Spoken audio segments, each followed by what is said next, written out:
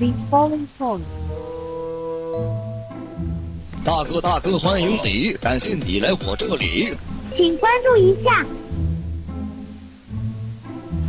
Children。Hey, ihr Grammophone nur noch als Trinkbecher nutzenden Napster-Vermisser. Au. Rode hat er einen neuen Rodecaster Pro 2 released. Was für ein verfickter Name. Da dachte ich mir, eine gute Möglichkeit, sich mal einem Thema zu widmen, das die meisten von euch sicherlich nicht auf dem Schirm haben werden. Denn das Interessante dabei ist, die allermeisten von euch konsumieren ganz selbstverständlich jeden Tag haufenweise Inhalte, die mit genau sowas aufgenommen bzw. kreiert wurden. Okay, vielleicht nicht genau dieses Gerät, aber zumindest die Gerätefamilie. Audio-Interfaces. Aber nicht zu verwechseln mit solchen Dingern hier. Das sind nochmal sowas wie Drum Machines, Drum Computer bzw. mobile DAWs. Ja, das bin ich jetzt. Und anhand dieses Beispiels möchte ich in diesem Video mal einen Gedanken loswerden, der schon länger in meinem Kopf herumwandert. Und zwar, Audio-Interfaces sind tot, lang leben die Audio-Interfaces. Denn solange die künstliche Intelligenz noch so dumm ist wie bisher,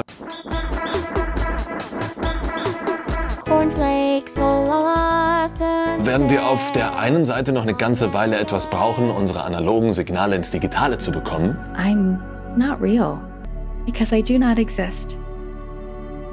I know. Sounds like something out of a movie, right? But it's real. Aber auf der anderen Seite steht die bisherige Interface-Art vor dem Ende. Ja, ich versuch's mal so zu erklären.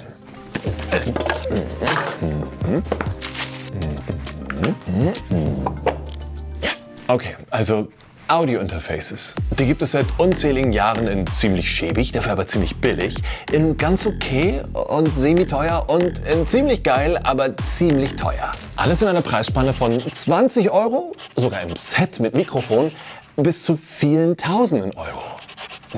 Das Problem dabei ist nur, sie können allesamt, gerade auch in der Preisspanne bis 1000 €, im Grunde nur eine Sache.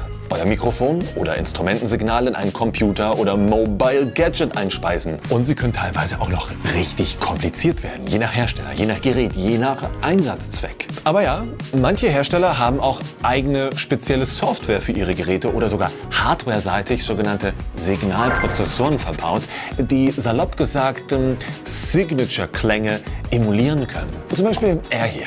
In meinem Universal Audio Arrow kann ich diese Mikrofon-Amp simulieren oder diesen Gitarrenverstärker emulieren. Aber sind wir mal ehrlich. Also wirklich ganz ehrlich.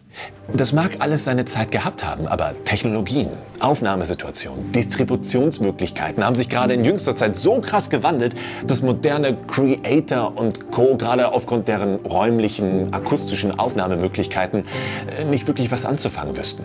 Und ihr als Konsumenten wüsstet es auch nicht zu schätzen, weil ihr in den meisten Fällen diese luxuriösen Feinheiten gar nicht hören würdet. Denn alle von euch tragen unterschiedliche Kopfhörer, teuer, billig, laut, leise, hören auf Bluetooth-Boxen in billig oder teuer, haben mehr oder weniger kratzende Notebook-Lautsprecher oder gucken alles am Handy, während sie im Auto sitzen oder am Kacken sind. Content-Konsum ist heutzutage mindestens in dieser Blase hier kein Happening mehr. Nichts, was man sich ganz bewusst abends vom großen, teuren Fernseher mit einem lauten, teuren Heimkinosystem reinzieht, wie damals Familienprogramm mit Thomas Gottschalk in Wetten, dass. Es ist alles Hybride geworden. Aber trotzdem gibt es für so viele unterschiedliche, aber zugleich auch immer gleiche Einsatzzwecke noch 100-mal das gleiche Gerät, nur mit einem anderen Namen drauf. Um Mikrofone zu verstärken, Effekte einzubinden, aufzunehmen, am Computer Sachen hin und her zu schalten. Ich meine, der Livestreamer von AVerMedia, also der AX310 oder so, hätte genau das sein können. Und von dem war ich auch mega begeistert. Aber Performance und Möglichkeiten von dem Ding werden vor allen Dingen aufgrund der sehr schlechten Software so krass beschnitten, dass damit auch nichts so wirklich Bock macht. Es sieht im Grunde für viel Geld nur gut aus, mehr nicht. Und genau da grätscht der Rodecaster Pro 2 rein. Das ist nämlich eine All-in-One-Lösung, die nun in zweiter Generation versucht, alles miteinander zu kombinieren. Also viele Anschlüsse, viele Einstellungsmöglichkeiten, kompatibel zu allen möglichen Dingen, aber zugleich super einfach zu bedienen. Und mit dem neuen Quad-Core-Prozessor ist das ganze Ding 12-mal schneller als der Vorgänger, also sollte ja eigentlich jetzt unglaublich viel können. Ja, klingt erstmal gar nicht so abwegig, weil das erste Modell von denen auch schon richtig geballert hat und Alternativen am Markt aktuell immer noch nicht so wirklich zu finden sind, bis auf eine, glaube ich. Aber kann all das, was hier so draufsteht, auch in der Praxis funktionieren? Und wenn ja, wie könnte ich euch das am besten zeigen? Lasst doch mal ausprobieren. Oh. Kabel. Netzteil und USB-C-Kabel. Das war's.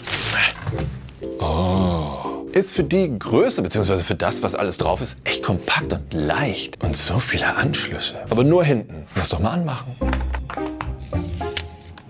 Oh, Rodecaster Pro 2. Deutsche und Almana. Am Anfang hat man die Möglichkeit, aus 3 Optionen zu wählen. Standard, Einrichtungsassistent oder laden Sie eine vorhandene Show aus dem externen Speicher. Cool. Assistent, Warnung. Oh, by the way, seht ihr das? Mein Display ist kaputt. Da ist so eine durchgezogene Linie, die nicht zum Rest passt. Ich hoffe, das wird das Einzige bleiben, was nicht ganz so geil ist. Stellen Sie alle Fader auf Strich. Ah, nice. Jetzt könnt ihr mal entsprechend seine Eingänge labeln, konfigurieren, einstellen und sogar das passende Mikrofon-Preset auswählen. Und sogar das SM7B ist mit drin, das so besonders viel Dampf braucht. Und braucht ihr dafür keine Zwischenhardware mehr, sondern einfach Mikrofon rein und ballern. Aber ich mach mal keinen Assistenten, ich mach mal Standard. Ein hübsches Profilbild, was nehmen wir denn da? Retro-Fernseher. Tja, und das war im Grunde die Einrichtung. Der Witz ist ja, im Grunde ist das Ding jetzt schon fertig. Ich müsste jetzt nur noch die Speicherkarte reinschieben, drücke auf Aufnahme, kann losgehen, drücke dann entweder auf Pause oder auf Stopp. So, sehe in meiner Show, sind so und so viele Aufnahmen, sind so und so lang und kann dann meine Show exportieren als komplett fertige Arbeit auf der SD-Karte. Es gibt also 6 echte Eingänge und 3 virtuelle Eingänge. Die 6 echten sind hier unten mit den Fadern belegt und die 3 virtuellen kann man jederzeit antappen und hier mit diesem kleinen Steuerkreuz nochmal separat regeln. Aber die Eingänge müssen nicht so sein, wie sie jetzt hier sind, sondern ich könnte sagen, okay, auf 1 ist mein Mikrofon, aber auf 2 mache ich dann lieber einen Soundeffekt. Den USB-Anschluss des Computers kann ich dann einfach greifen, rüberziehen, fertig. Und schon ist mein zweiter Kanal kein Mikrofon mehr, sondern jetzt das Discord-Chat-Signal. Mein Gott, wenn man die jeweiligen Kanäle anklickt, noch haufenweise Dinge tut. Jesus fucking Christ. Also allein in der Theorie denke ich mir jetzt schon, lol. Und das ist jetzt eigentlich nur der Teil mit den Fadern und den Eingängen. Und dann gibt es ja hier noch die Smart Pads, die man unterschiedlich belegen kann. 3 Seiten hat man insgesamt zur Verfügung. Oh mein Gott. Genug Theorie. Lass uns an die Praxis gehen. Womit fangen wir an? Oh, ich weiß.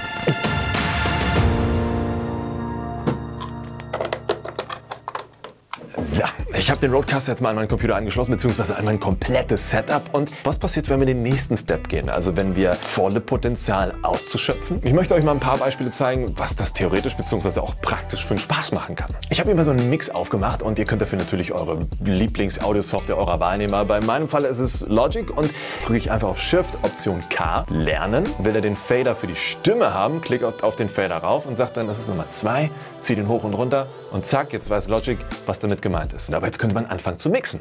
Ich zeige euch das mal ein bisschen salopper. Drums, Stimme, Piano, Bass und am Ende die Gitarre.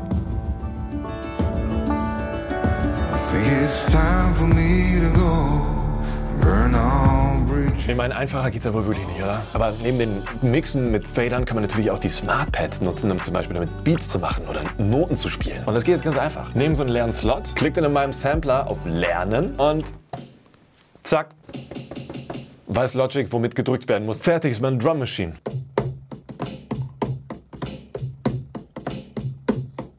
Nice. Fuck. Aber das ist ja auch noch nicht alles. Könnt ihr auch noch das Keyboard drauf mappen.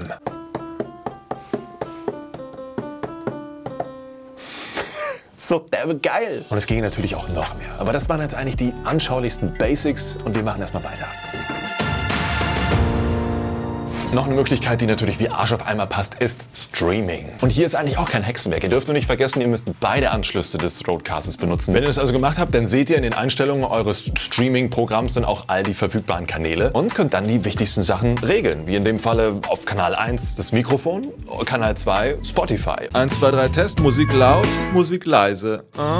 Dann gibt es ja diesen wunderbaren Ducking-Knopf beispielsweise. Also für Zwischenannouncements ganz geil. Das klingt dann so. Ihr haltet den Finger einfach auf dem Pad und ihr hört schon, dass der Roadcaster den Pegel automatisch regelt und kann somit voll in die Musik reinnerven, wie im Radio.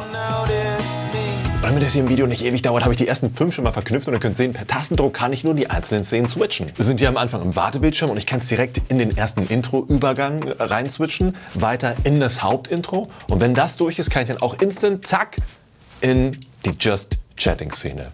Ja. Hallo. Und wenn ich meine Szenen dann geswitcht habe, kann ich ganz unauffällig dann wieder eine Seite zurück oder 2 Seiten zurück und dann mit Soundeffekten oder Stimmeffekten arbeiten. Aber wie klingen eigentlich die Stimmeffekte? Ja. Hey! Oh! Nice! Hätte ich vielleicht den für Chip und Chap nehmen sollen? Chip, Chip, Chip, Chip und Chap!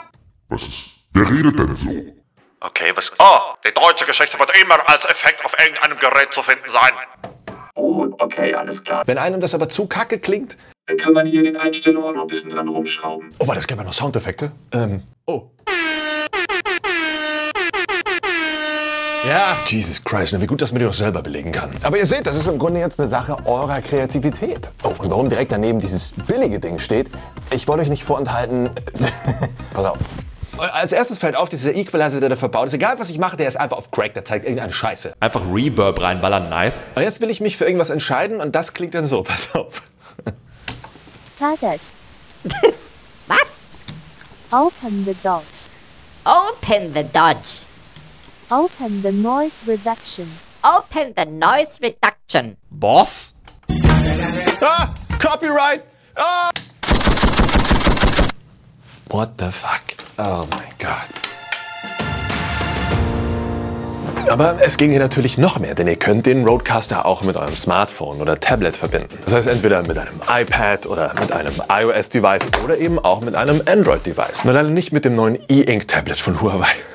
Ich muss dazu aber sagen, am beschissensten funktioniert iOS mit dem Roadcaster. Kannst vergessen.